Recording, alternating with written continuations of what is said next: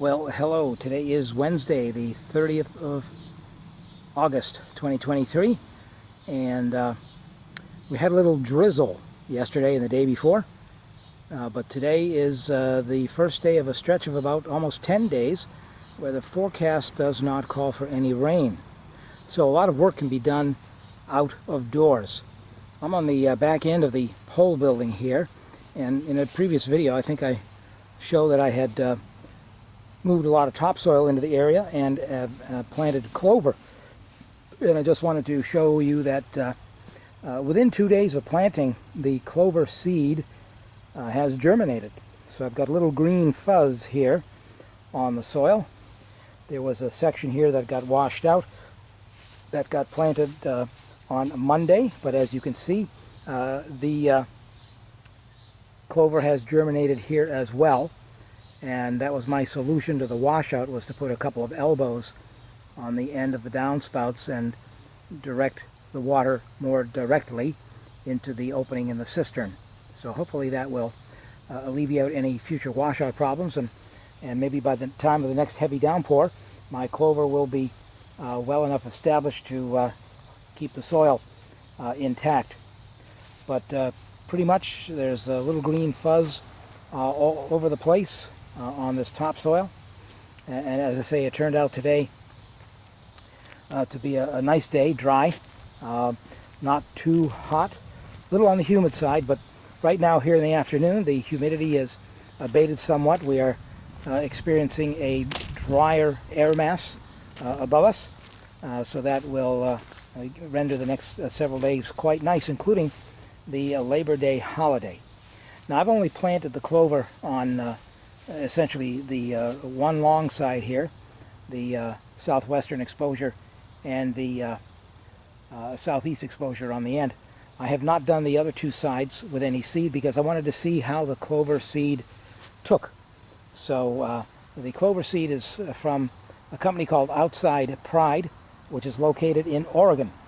So in a couple days I got a couple pounds of the seed all the way from the west coast of the United States, and it seems to have done fairly well. As I say, the germination rate was quite high, and I'm trying to be faithful about keeping it moist, and that's an important thing, because especially on this side here, the southwest exposure, this will dry out pretty rapidly. It was moist this morning, cool in the shade. I have misted it once today, and you can still see that there's a little moisture still in the topsoil in front of the apron. So that's what's going on with the clover. And I had my driveway, the final excavation, done, so I have some more dirt on my property, which I will use to fill in this section here. And if this clover does well, I may get some more and continue with the clover planting in the middle of the yard, so I can get some ground cover there. Clover, this is white Dutch clover. It's relatively low maintenance. It affixes nitrogen into the soil and attracts the pollinators. So I'll probably continue with the clover if this proves to do well, which I'll know in a couple of weeks. So as I say, that big pile of dirt out back was generated by the final excavation of my driveway. And my plan here for the driveway is to, as you can see, I have scraped off all of the vegetation, cut down a couple of inches, and I'll be putting down a weed block and spot spraying for any future potential weeds with an emergent herbicide. And as you can see, this turned out fairly well. This is about 20 feet by 80 feet, so it's a good-sized driveway. I can put 6 cars comfortably in this driveway, and of course I'm not going to leave it soil here, as you see. I am going to bring in more than 22 tons of 3/4-inch stone and put it on top of weed block and have a nice gravel driveway. So the excavator was here today, and as you can see, the driveway is nicely graded, no vegetation, fairly flat.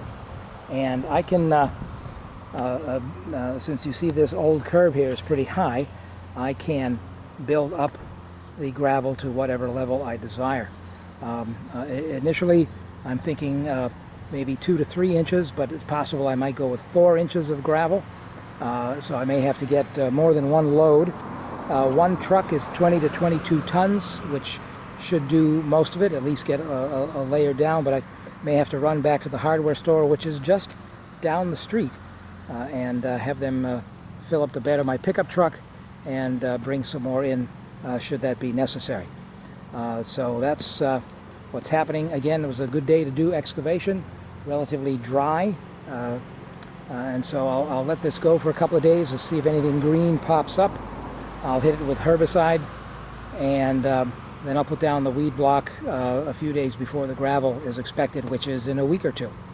And it'll be delivered right here to my driveway at no extra charge, which is kind of nice. FYI, the street that I live on, Maple Avenue here in Preston, Maryland, is a Maryland State Highway, all 1,023 feet of it. And what I have done is I've asked the State Highways Department to consider changing my apron. So I'm going to let that truck go by and let the other car go by as I'll take a look at the apron from across the street. I was not here when the State Highways Department put in the sidewalk, but as you can see, the apron for the driveway is not as wide as the driveway. So over here on the right side, I've got a full height curb where I should have the lower cut apron for access to the driveway without having to run over the curb. So I have received a response from the Maryland State Highways Division, and I gave them my address. They'll probably send somebody out to take a look and then let me know if and how much it will cost to make this right portion like the left side, so that I can have nearly a 2-car width apron, or at least a 1.5 car width, so that I'm not driving over this section of the curb when I want to pull into the driveway. So that's what's going on with the driveway. So as I say, when the gravel is delivered in a couple weeks, this will be a nice gravel driveway. And again, it's just about 20 feet wide and 80 feet long, which is a good sized driveway. And got tired of the grass and the weeds and the mud and the dirt. So once the gravel is down and the weed block underneath, I should be good to go for quite some time. And this could have been concrete, but it would have been frightfully expensive. And in lieu of the concrete, the gravel is permeable, which is, I think, important. You put the concrete down and you just add to the impermeability of the area, and then you get a downpour, you get runoff, you get flooding. And while that may not be the exact case in this exact situation, I think collectively we have to consider what we do when it rains, as far as the rainwater being able to go into the soil.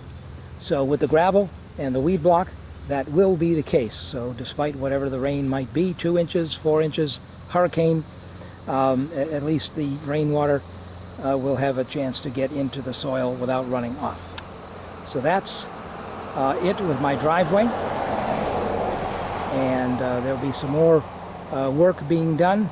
A couple of old windows are going to be installed in place of what were the original doors at the sides of the porch, and I'll do that in a future video.